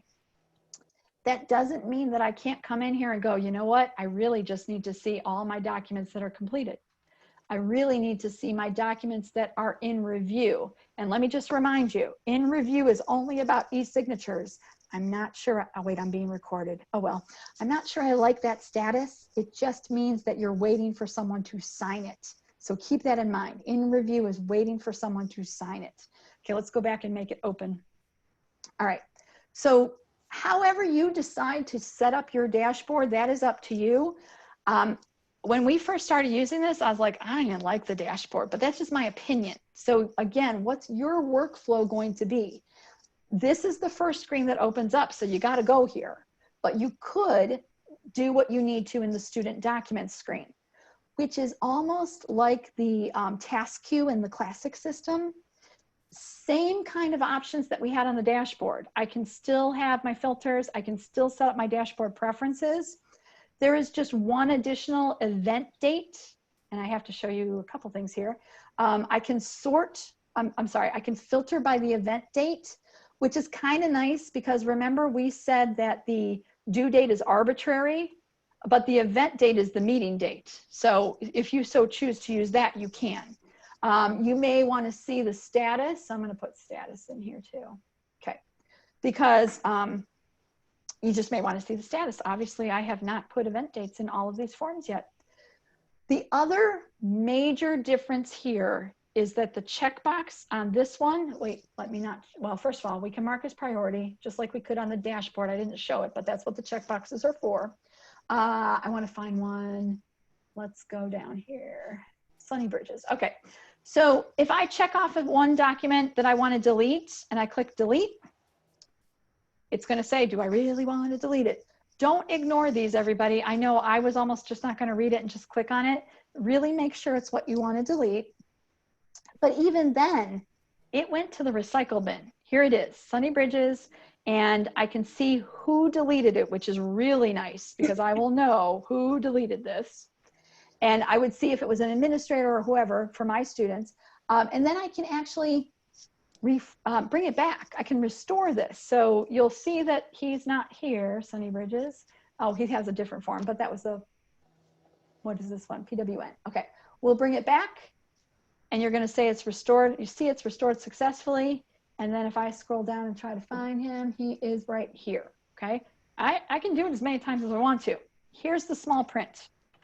Recycle bin is fantastic. We didn't have this in the old system. It's a soft delete. What I have been told originally was that they would stay there for 30 days. Since they told me it would stay there for 30 days, they have kind of changed their mind and they've said it will stay there for entire school year. I don't know what's going to happen with version 20. No one is telling me, but keep that in mind. The original intent was to keep things in the recycle bin for 30 days. Yeah. It's quite possible they'll be there for the entire year. Annie will keep you updated. Look, Annie, I gave you a job. You keep them updated, okay? Okay, I didn't hear that. Sorry, I was typing in the chat. She was not paying it. I'm just kidding. I said about the 30 days, whether it's going to be 30 days. Oh, okay. Yes, I will keep them updated. updated on that. We did have a question There it is. about if they use the number sign or hashtag first number sign, that's what it is for the banks. Will it pull the pronoun based on the student information? And that would be correct. Yes. Yes. So what you have in the chat is correct. And it does work for all those banks, for your personal or your district banks. Okay, good. And I will do that with a district. Well, we'll see if I can get to that. But yes, we did it in another training. I just kind of forgot to show it this time. Okay, so let's just make sure we talked about the dashboard. We talked about student documents. I know we want to do a few other things, but before we go away from this login that I'm logged in as a case manager, because I have things set up here, I do have the option to print student documents here. So we've talked about printing a IEP summary, just one single IEP summary from the student profile. We can print pages or an entire document from our print preview screen. But this is the place where you as a case manager or someone who has students on the My Student screen can come in and print either an IEP summary for multiple students or a progress report for multiple students. Like the previous system, the IEP summary is about closed IEPs. So if they have a closed IEP, that will have the IEP summary. If it's an open progress report, that's what you're printing, okay? Let's run through this so you can see it. I'm gonna choose IEP summary, or I can choose progress report. I'm gonna go with IEP summary. I'm gonna click on students, and I'm gonna tell you at this time, don't even worry about the caseload only because you still have to search for the students. So what I'm gonna do is just start typing in a couple of students, whether they're on my caseload or not. If the student does not have the document I want to print, they won't appear here. So let me do this one. And I think Brown, let's go Brown. So I had Garrett Brown on my list I think this morning. He doesn't have an IEP summary, so he's not going to be listed here. Let's go with Palmer because we know she has one. And we'll see, does Sunny Bridges have one? Sure does. Okay. I can choose as many students as I need to. The more students you have, it might be slightly longer to get this accomplished, but it's not a big deal. If I click on create, it takes me to the history button. There's an option here. It says it's been requested. I have a refresh button that I can keep clicking if I really, really wanted to, which I'm not going to do because the system seems a little taxed right now. And then I can, once it's been requested, the next progress would be available. When it says available, this becomes a link. And not only that, there'll be a number up here that says you have a print job ready to go.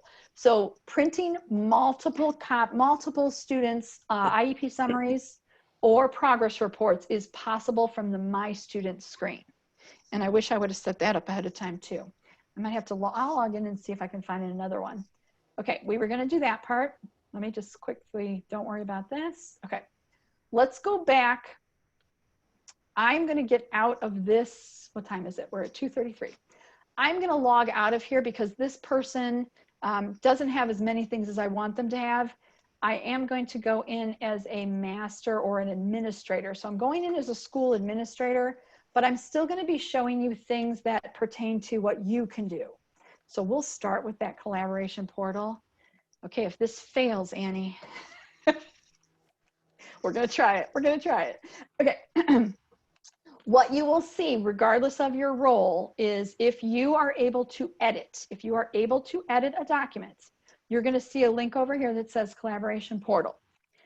Don't go there though, because we have to get the document from within the system. So I'm gonna use this document right here because it's 100% complete, but it's still open. That's a key that we wanna talk about. You're doing this before you finish the document. Everything has been filled in. I'm going to trust that it's been filled in. Everything has been filled in here. When I click on the complete button, instead of it completing and being done, it's going to give me two choices. I can still complete it and just be done with it. That's no signatures. It's over. It's done. Maybe I'm printing it, emailing it, whatever it may be. But if I want to use this new collaboration portal, I'm going to click on continue to review. I have the document name already pulled in, but I'm going to go ahead and put in the people I need to send it to.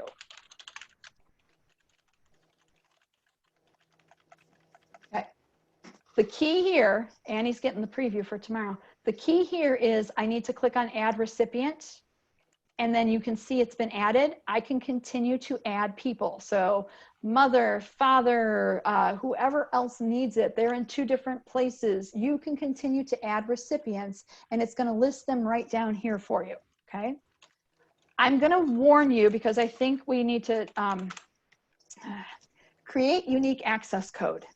This is a district decision. There is nothing that is automated here with the access code. The access code is about making sure FERPA standards, everything, the laws are followed. I'm emailing the document to someone, but I'm going to verbally or somehow tell them what the unique access code is. So let's think about your process. We're doing a phone conversation, a phone meeting. We're doing a video face-to-face. And I say to them, okay, everything's completed here. I'm now going to send it to you. The access code is blah, blah, blah, blah, blah. Okay. I've been told it has to be at least 4 digits of some kind. Can be letters, can be numbers. I haven't experimented with anything else, so I keep using test 1, 2, 3. I am not secure at all. So if you ever get one from me, it's just going to be the same one. I can put in a message down here, and one of the things you may want to know is that the email code is going to expire in 48 hours. So that's something you may want to tell them. They've got 48 hours to sign it, okay? We can go down here to the bottom. There is legalese. I'm going to go ahead and say, yep, I hereby say I'm good with this, and I'm going to send it. Now what happens is there's nothing here except that the status now says in review. And you'll see that when I hover there, it tells me if you click on this, you just negated everything. They're not going to be able to sign it. It's not going, they might still get the email because the email's gone, but it's going to kind of stop the process because you're pulling it back from the collaboration portal, okay? When they sign it and everything comes back, I'll show you a little more, this will automatically change to complete. This will automatically change to complete. When that changes to complete, we're done. So if they forgot to sign a part of it, you're going to have to do that whole CFE and do the redo it because that's a mistake. Okay. So you really want to make sure, and there's a lot of, you're going to have to explain it to them. What I would say is make sure everything's complete. All those radio buttons are filled in. You've had your meeting, and this is really sending the paper home in an envelope for them to sign, but we're going to do it by email. Okay. Don't touch this, but let's go back to now. You want to check on it. You're kind of saying to yourself, well, did they, didn't they? I had 5 people who had to sign it. Did they all sign it? Did they not sign it? I'm going to go to the collaboration portal, which is going to hopefully, let's see if it works. Okay, it's going to authenticate based on who you are. Okay, so you have to be in new SPS to be able to use this. You have to have an ID and password in our system so that it can get you to this place. And you would actually see in here how many people have submitted. So for instance, this one I was playing with yesterday. Remember, I just got this yesterday. I sent it to 2 different people to email, and both of them have signed it. It's now completed, and I can either look here and look at it if I want to, but I'll also see it in SPS, okay? Now you probably are saying to me, but I want to see it on the other end. How do I see it? Let me go here for a second and try to find my email. Do we think it's sent? No. Sometimes it happens instantaneously. Remember, I am still on a demo system, and even this portion of it is a demo. So now I got a demo with a demo, and it doesn't always work the way I want it to. It's pretty, what I've seen so far, it's pretty easy. They get the email, they type in the code. There's even a video that tells them how to sign it, how they need to do it. That will help them. But I'm going to tell you so that you can, because this wasn't really what the training was supposed to be about, but it slipped in today. I'm going to tell you that if you go to the web help, the link that I sent you or shared with you about new SPS, if you scroll down, I'm going to point out 2 things to you. There is a, you would think that I could find it. Okay, there we go. There is something called the Frontline Collaboration Portal User Guide. That's for the parent. That's going to help the parent figure it out. You can share it with anybody you want to. There's also a video within their email that's going to explain it. And then we also have what I showed you just now, sending documents for review via the Frontline Collaboration Portal. So there's 2 guides in here because it just came out today. So I'm just going to say that Annie and I would like to try it out a little more. So Annie, I'm glad that, you know, it's really not going to go on until next week. But at least we can share, we can preview that for you. And that is part of new SPS. Okay. Let me go back here. Nothing. I'm going to just, oh, you know what? Do we want to do a progress report? We want to do a progress report, right, Annie? Yeah, I see. Yeah. Okay.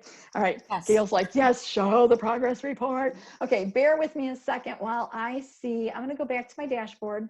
Remember, I am in as an administrator now, and an administrator sees a whole lot more stuff, which can be a little annoying. So I just want to find a kid that kind of has something. Let's look at this one now. All right. We'll try Satchel. No, actually, you know what? I'm going to try Palmer again because she had some better information. Let's see what we can do with her. Okay, now I got here I got here the way I showed you before, but you can get here any way you need to. We're talking about the progress report and what we are calling 6A, which is actually slightly revised. It was actually, oh gosh, Annie, I always forget. Goals, objectives by date in the classic system. Yes, yes. Okay. So we're going to go to, we're going to go to progress report. We're going to pick 6A. It fills it in, of course. I'm going to pick today's due date because that's how I roll. And now I can choose to, obviously she has one open already. Let's see what happens because sometimes this will, let's see what happens. I'm going to go with, I'm going to try to go with this one. I can copy from any of these. So let's see if this one does what I want it to do. Beautiful. Okay. It only has 1 goal, but that's okay. If I had 3 goals, it would show me here that I have 3 goals and it would put them in the appropriate place with the objectives with everything. So I'm going to click on this so you can see it in the system. And then I'll also look at the print preview with you. So first, you can see that it put in the goals. You know what I should do? I apologize. Let me try one more thing because I don't like this one. Was it Malcolm we were using before? I'm going to try Malcolm. All right. Yes. Okay, so we're going to go back to progress report. Sorry for the repeat information. Let's just go through this. And we're going to choose his IEP. Now, okay, even though my IEP was not filled out very well, I wanted you to still see. So I had 3 goals in the IEP that I just made. We didn't even finish completing it yet. We're working on both of these at the same time. You can copy an existing from a completed or an open. We see that there are 3 goals here. Now when I open it, you're going to see my gobbledygook that we put in before. You can see my goal 1 reading, my goal 2 math, and my goal 3. That's what we just did about an hour ago. And as I scroll down, I'm going to just do this one. This is only goal 1. Remember, dark blue line, that's all I see is goal 1. As I scroll down, I can see my objective with my first little bit of my objective, and I can continue to add new objectives down here for goal number 1, okay? If I go back to, let's go here, click on this one. This was goal 2. Remember, I didn't really do much with goal 2. So I don't have a lot here. It would have been on the IEP. It would have pulled over and filled in everything for you, okay? I can still add new information if I want to, but I really want to go to the print preview, and I know there's a lot of concern about this, and I don't know what to tell you except put an enhancement request. Annie can do what she needs to do. You will see that it does divide it out by goal, and this is goal 2. So each goal does get its own page, and then it divides it out by those objectives. So I can certainly, Annie, one thing we might want to do, and I don't know if I did this with you before, if I find a better one that's filled in more appropriately, still a fake one, I can email it to you and you can share it with everybody. And maybe they've already seen it, but just kind of getting used to what that PDF looks like. Yes, you can. I can do that. Okay. For the ones that are on there. All right, just because you may want to take a peek at it. I mean, certainly enhancement requests are taken seriously. So if that's something you want, talk to Annie about it. But that, I would definitely be using the copy from the previous document, whatever document that is, because that's going to save you the time and put the information where you want it. In fact, let's go one more time.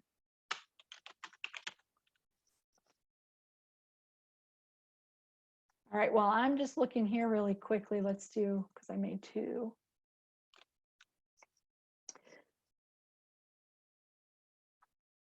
Okay, so there you can see her objective in here. This is one that, these are things that were pulled from the IEP. I did not type these in here. They were pulled from the IEP with that copy from the previous document. Okay. Now what else did I not cover? We were talking about completing, we were talking about collaboration, we were looking at admin, we wanted to look at possibly, nope, wrong place. I am in as an administrator, which is why you will not see this banks option. This is where administrators or the people who have the right to do it can put in district banks. So let me just go to, that was on other info. Yeah, I'll go there. We were asking about hashtag name. I think you have to say, do you say first there? Oh, yeah, you're right. You're right. It's coming back to me, and it's one, they do it together, right? Okay, well, we'll see. We'll see what happens. And then, okay, let's go this way. And we're gonna save that. This was in the other, so I just did that in the district bank. You can still use those things in the, what do they call them, tags? You can still use those tags in your personal banks as well. So let's just go back to student documents. Remember that was other. I tend to forget where I put things. Oh, that's fine. Okay. We will go to none of those. How about this one? And we're going to go to other.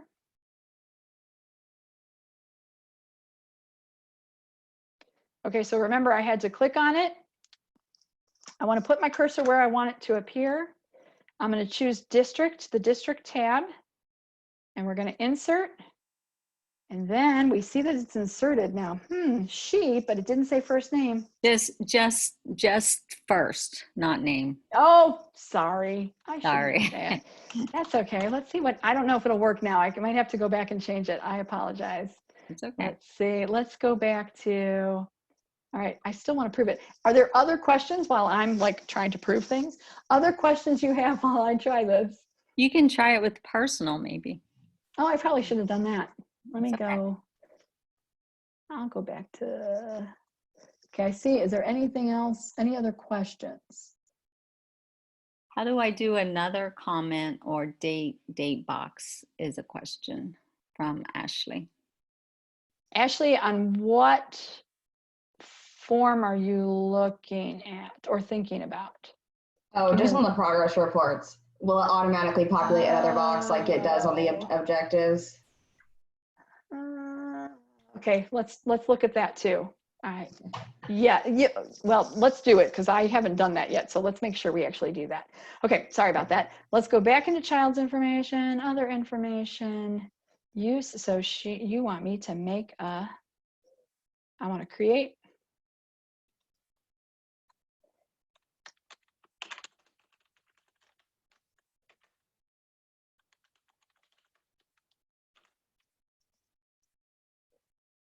Okay. Hey, look at that. It says it there. So let's do this. Let's insert. So it actually made it that her name because I'm on her document. But if I go to a different document, let's see. I haven't done that in the new system, so I'm glad you just brought that up. Let's go to this child. And we're still going to go other, except it's already completed. Now there's my two different kinds of banks. I'm going to go copy from, and now it changed it to Satchel even down here. So that will, if you put in more, that's where my thing was. If you obviously put in more sentences, it'll fill it in with that. So there you go. That kind of threw me that it's down here, but it is working. Go to the district and see, didn't you have he, she, and yeah, says he, so. Yep. So there you go. They still work. Whew. All right, let's talk about that progress report again and try to go back to that. We'll go to Malcolm's. Okay, so we had our goal, we have our goal. Let's pretend that came over. And if we put in information here, it adds that other row. It does not put the date in, so it is you putting the date in. That's one part. Okay, so each row. And then did you ask about down here? Yeah, it looks like it'll just automatically populate which another empty box. Yes. Okay. Yep. Yeah. Yep. So you can have as many as you need to. Data sources, you can keep on going, keep on going. Cool. Good question. All right. Are we all ladies on this call? We have another, I think so. We have another call or another comment, another call. We have another comment. Can you show us how to print progress reports by group?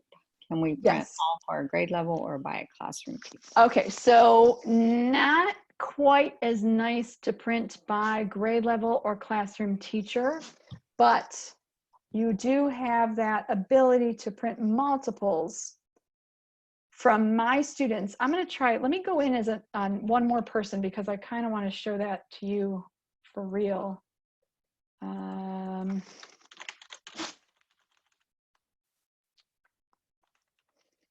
Trying to remember which one I logged in as.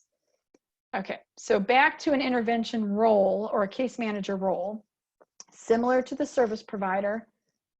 Okay, perfect. On the My Student screen is this option for print student documents. So this is the multiples. I get that it would be much nicer if we could say print all of this grade, print all of this class. If you're a classroom teacher, your general ed teachers, they can come here too and select their students themselves if they have that general education role. Now, some districts don't necessarily give them access to SPS, but it is locked down in such a way that they can possibly just view the completed documents. And that means they could come here and do the IEP summaries. Now, back to what you would do if you're clicking on IEP summary and you click on students, you are searching for those students. So there's no way to say, give me all the third graders or give me all of the students in Mrs. Smith's class. It is a matter of searching by them individually, but then when you click on create, that's when it creates the job. Now remember, this was one, either I did it this morning or I did it with you. I can't remember where I logged in. This one is now available. I created it today. It's available. If I wanted to, I can click on it right here. And it is going to show me, hopefully, the 3 very poorly worded review IEPs because I typed them in. So that was one child's. And then, of course, we have Simone Palmer on the next one. Hers looks so much better. And then probably Chanel's looks probably the same because, yeah. So there we go. We can have these all printed out, and you are using, again, your printer controls to print those out. So you can print back to back, except that you may want to be careful because each one is printing on a new page. So it depends on if all of them are just 2 pages, or if they're more, you might not want to do that. Okay, so I hear you about trying to be able to print it by teacher.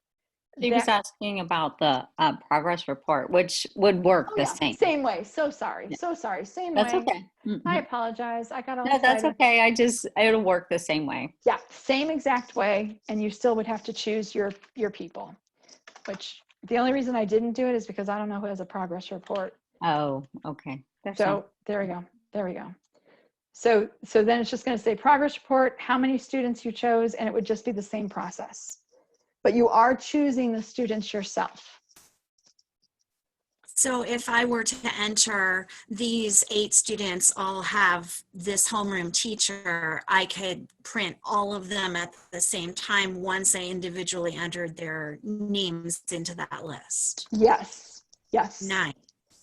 And then, you know, when you come here, you could even go so far as to say, okay, Mrs. Jones, here are all your students.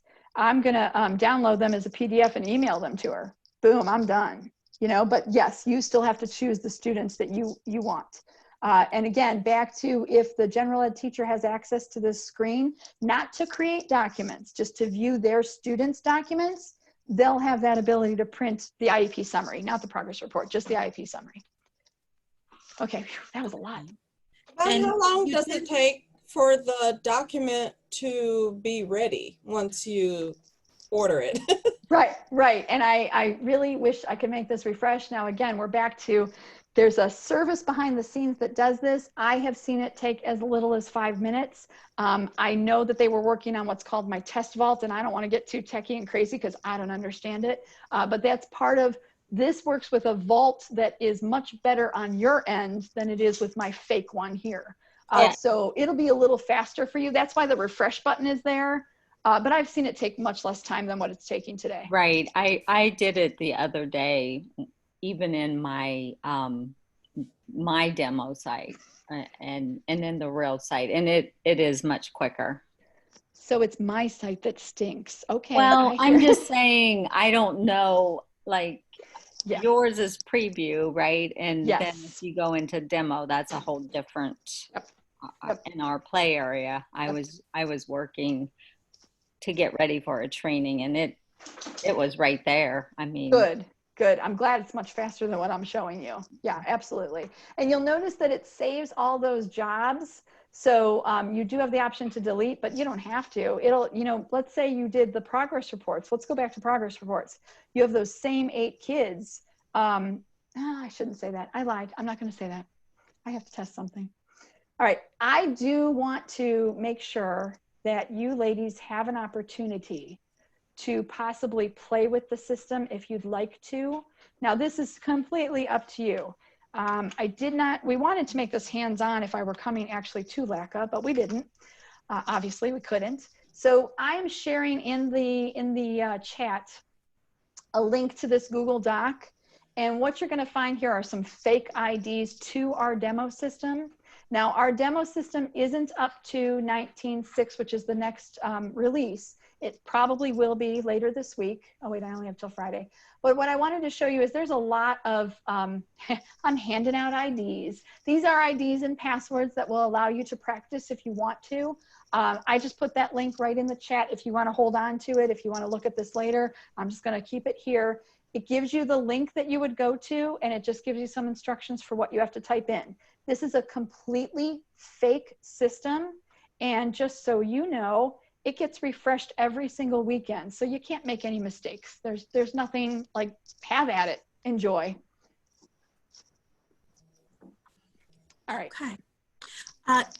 Can I ask another question about that progress report printing process? You showed us somewhere that we could sort by fields and grade was one of them. Would that be something we could do when we're printing progress reports or IEP summaries and say, I want everything for 3rd grade?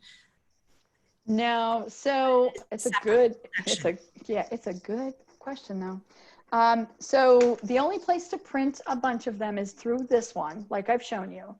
If you're looking at the dashboard, which would be the place where you could sort by grade, this is not, I mean, you can print this screen. If you wanted to print these, you'd have to go into each one and then print them. So you could at least get your third graders together if you wanted to. I'm not, let's go.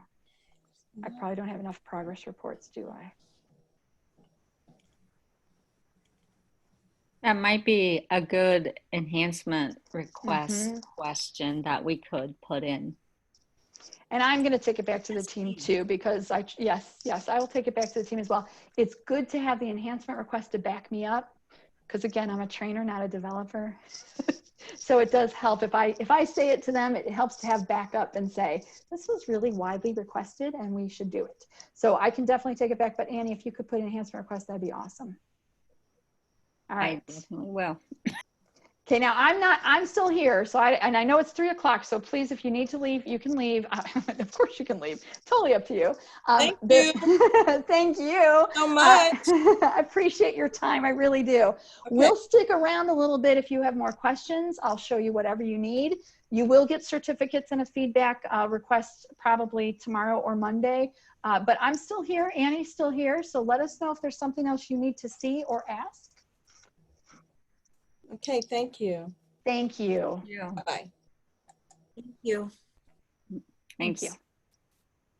I do love Zoom, I have to say. Yeah, I do too.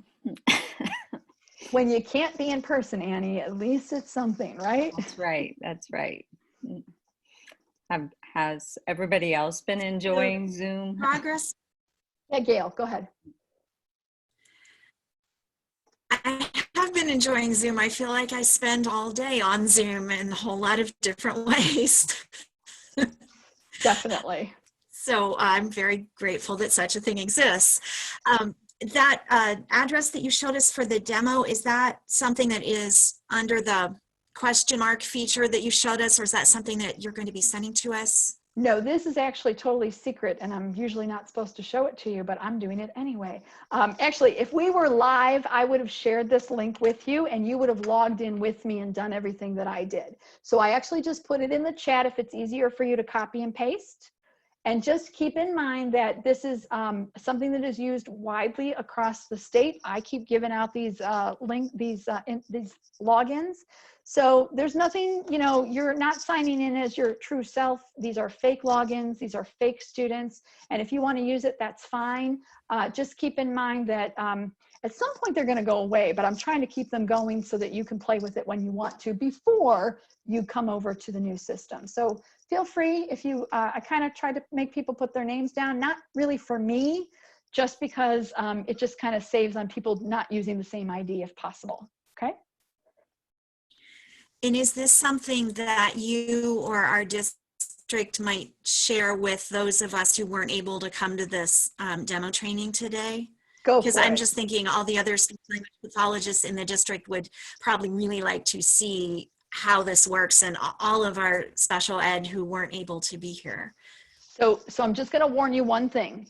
Do not call Annie and ask for help with problems in the demo system, because you saw that I had some problems because it doesn't work the same way. So it's a great place to try things out. Just don't put any pressure on Annie to fix things, because even I can't fix them. So, but yes, feel free to share what you need to share. It's good to have the hands-on experience. And I will tell you again that once you're in there, or even using the link to get to the web help, I know it's just a bunch of links, but these videos do show how to do things. So share that as well, because it's a good place to get some, you know, just some visuals to make sure things are working the way you know, they expect them to work. And we have, you know, I give those out too also at the demo. So yeah, I would Good. just go in and you can give those to anybody, or I can send you, you know, some of the ones that had LACA demo. So it's just a different domain. So either way you want to do it. I just feel bad because we weren't in person. So I wanted to make sure I left you with something that would help you work on it, you know, on your own. Thank you. You are welcome. I think that's really helpful to be able to kind of, when we have time to go in there and see how it works if we try to do the things that we're going to need to do with it. Yes, not a And there are a problem. lot of exciting and new features to this that weren't in the last system, and especially things like progress reports, because honestly, in the current system, we have to click each one individually, where I know the classroom teachers can just kind of download the whole group for their class, and then it can be printed, whereas you know, special ed, we have to open each one and print it individually. So being able to put in all of them and then say, I want to print this set of them simultaneously will be very nice. Good. And save a lot of time. Good. A lot of time. And I know there's only a few people left on the call, but your jobs are so important, and I hope that we're making it easier, because the tech should not be so difficult for you. You have enough on your plate. So I'm hoping some of this is going to help you, make your lives a little easier. Thank you. And we're all of us everywhere are learning a lot of new technology right now, because we all have needed to do that. So Yeah. So as easy as it can be is certainly more helpful. So thank you very much. I'm going to keep advocating.